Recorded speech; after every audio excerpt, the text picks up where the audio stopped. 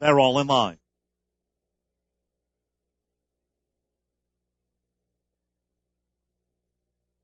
And they're off. Expertise breaks well, Eccentric Girl, and Total. So these three fillies come out across the track, and Eccentric Girl just faster than Expertise at the rail. Jesse Campbell and Total is well up, running in third. Then 2.5 lengths back to the trailing pair toward the rail. Little Gulp is last but one, and Sweet Red Brown running a wide last. They make their way into the far turn. The opening quarter, 22 and 2.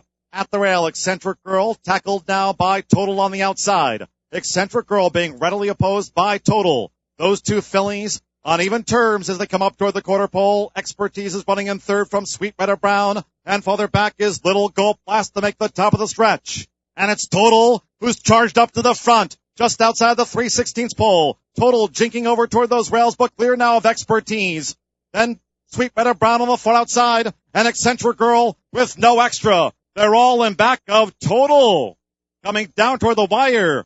Total, Al Stoll Jr. and Jesse Campbell geared down to best Expertise. Total by just over 2 in 104 and 4. Expertise was second by a long way. Sweet Red Brown after that.